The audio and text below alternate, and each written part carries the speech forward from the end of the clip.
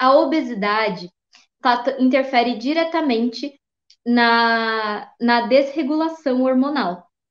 Porque as células de gordura, elas não são simplesmente uns pacotinhos de gordura que ficam ali, que aumenta de uma forma infinita. Eles produzem hormônios também, né? Aquelas células produzem hormônios, aquelas células produzem citocinas inflamatórias, né? Moléculas que são inflamatórias.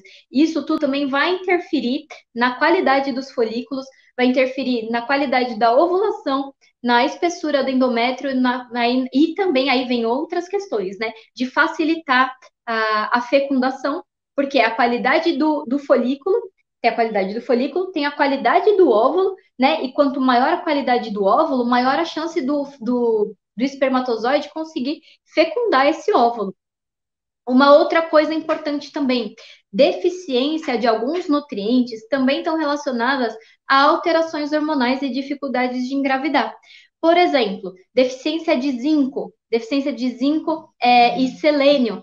Esses nutrientes, eles são responsáveis por ativar, né? Vamos colocar assim, eles são cofatores de uma enzima chamada superóxido dismutase. Nossa, Vanessa, mas vamos apelidar ele de sódio, tá? A sódio é mais fácil. Então, se eu tenho esses nutrientes, eles acabam regulando o estresse oxidativo. O estresse oxidativo nada mais é do que espécies reativas que acabam se reagindo com qualquer estrutura da nossa célula, tá? A gente precisa disso, né, dessas moléculas de oxigênio numa quantidade X, tá? Quando essa produção de espécies reativas de oxigênio fica muito grande, isso acaba desregulando o nosso ciclo. Então, a gente precisa dessa enzima chamada SOD, né? E ela vai ajudar a neutralizar o que tiver em excesso. E para essa enzima funcionar, ela precisa de selênio e de zinco, e de manganês e de magnésio, tá? Então, são três nutrientes super importantes também para que a gente tenha um ciclo bonito, regulado, saudável, tá? Uma outra coisa super importante, gente, a quantidade de estradiol, ela também está relacionada com a qualidade do nosso intestino. Nossa, Vanessa, você está viajando agora, você saiu do lado do ovário, né, e foi para o intestino. Gente, que nem eu falei para vocês, a gente é um organismo como um todo, né? As coisas vão circulando, né? E o estrógeno que é liberado pelo ovário, né, pelos folículos ovarianos, ele vai cair lá na circulação sanguínea que vai passar pelo intestino. E lá no intestino, esse estrógeno ele pode sofrer ação de bactérias, né? E aí pode ter essas bactérias, elas podem ter uma ação positiva, né, de ajudar e liberar esse estrógeno de novo para a circulação e continuar circulando, ou ter uma ação negativa, né, de pegar esse estrógeno para ela e aí você vai diminuir a disponibilidade de estrógeno circulante no seu organismo, né? E se você tem uma diminuição de estrógeno, você vai ter toda a desregulação desse ciclo todo complexo que eu falei para vocês. Então, a saúde intestinal, ela também é fundamental. E o que vai acontecer também? A gente tendo uma saúde intestinal ok, saudável, né? A gente vai ter uma maior chance de ter um equilíbrio da flora vaginal também interessante, porque os níveis de estrógeno também contribuem para a qualidade e as características da vagina, né? Então, em termos de micro-organismos, então, quando você tem um nível de hormônio legal, você tem um pH vaginal ok, você tem micro-organismos do bem, né? E isso tudo vai ser super importante, por quê? Porque, por exemplo, o pH vaginal vai interferir diretamente nos espermatozoides. Quando o espermatozoide passar por lá, se o pH não tiver adequado, pode matar os espermatozoides. E aí ele chega, né? Aí, puf, já morre logo no começo, né? Nem chega na trompa. E aí você tem dificuldade para engravidar. né? E aí entra, então, isso está dentro daquele grupo, né, que a gente fala que é a infertilidade sem causa aparente, né? O médico fala, não, tá tudo bem aqui. E aí eles usam, né, algumas referências que nem sempre são as referências que a ciência tem demonstrado ser adequada para esse tipo de, para esse olhar, né, para quem quer engravidar. Então, a gente, né, como nutricionista, como especialista, a gente tem os valores que a ciência específica dessa área diz que é melhor para quem quer engravidar. Então, às vezes vem alguma aluna e fala assim, ai, Vanessa, meus exames estão todos normais, né? O médico falou que tá tudo bem, eu não tenho nada. Aí quando a gente vai ver os exames, tá com, por exemplo, a vitamina D baixa, né? A vitamina D a gente já viu. Isso, a vitamina D, gente, ela é fundamental para muitas coisas, né? Mas a gente falou de uma delas aqui, da regulação hormonal. Outras coisas também influenciam, né? O colesterol, como eu já falei para vocês também, a deficiência de nutrientes. Então, o que que acontece? Quando a gente suplementa, né, com nutrientes, né, muitas vezes esse nutriente está faltando, né? E aí, fala assim, não, mas meu ciclo era normal e agora está bagunçado.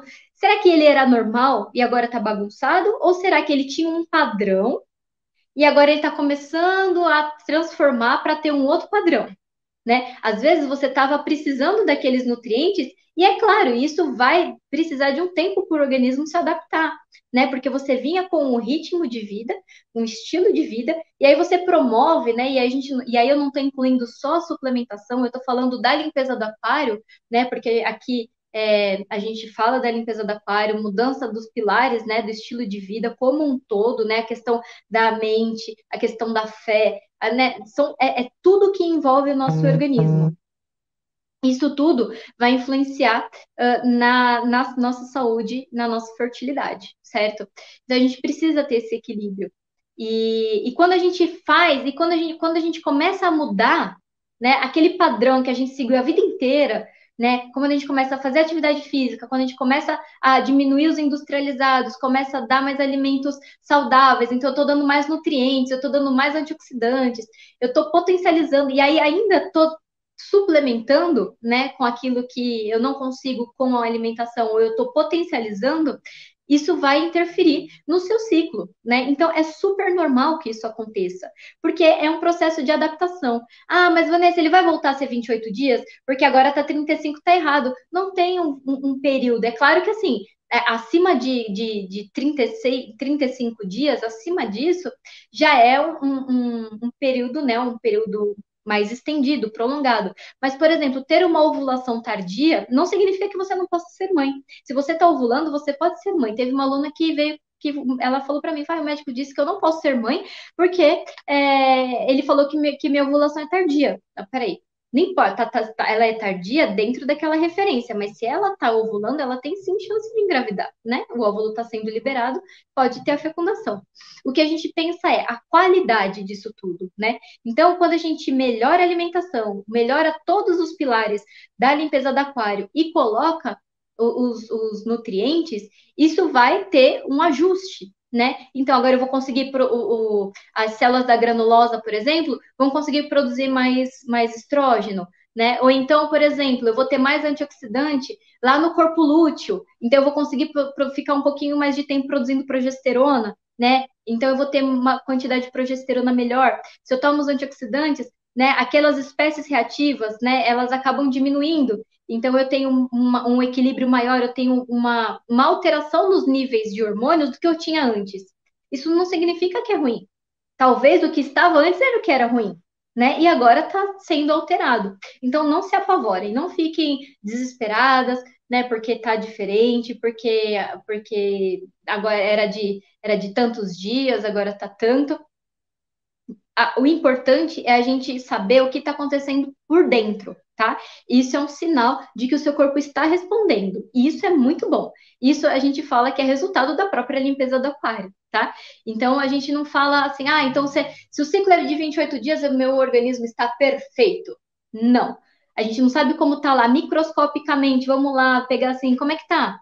Como é que tá esse folículo, né? Ele tá ok, não tá ok, ele tá desenvolvendo? Tem células da granulosa, tem a teca, está produzindo os hormônios.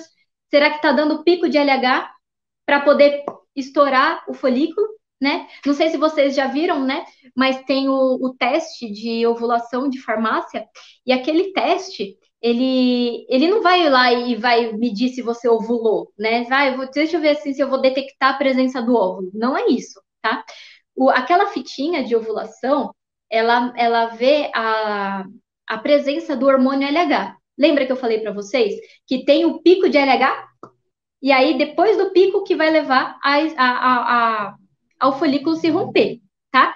Então, o que você vai fazendo? Você vai avaliando, né, no xixi, coloca lá a fitinha e ele vai meio que dosando o LH. Quando tem o pico de LH, quando você identifica que a fitinha ficou mais forte e depois ela começou a diminuir de novo, significa que você provavelmente ovulou um dia depois desse pico, né? Porque deu o pico e aí depois explode entre aspas, né? O, o folículo e aí você tem a ovulação, tá? Então é uma forma indireta. Mas para você saber se você ovulou, se você está ovulando ou não, é importante você fazer o acompanhamento com ultrassom, né? Então você consegue ir lá ver, né? Você faz a ultrassom seriado e consegue ver aí como é que está sendo a ovulação, tá? É muito importante ter esse acompanhamento regular, né? Aí a alimentação, o estilo de vida e tudo mais que a gente trabalha aqui intensamente, exaustivamente na limpeza do aquário, tá bom? Se você ainda não conhece o nosso método, convido vocês a continuarem seguindo a Moni. Ela sempre coloca muitas dicas, muitas coisas. Temos aí o desafio 21 dias, estamos com turmas abertas, tem uma comunidade Futura Mamãe, né? E não temos ainda o resgate da fertilidade e o método Futura Mamãe aberto ainda, mas você já pode começar a ver a necessidade, compreender a necessidade de todas essas alterações, qual é a importância disso, como isso vai te ajudar a ficar mais próxima do seu positivo.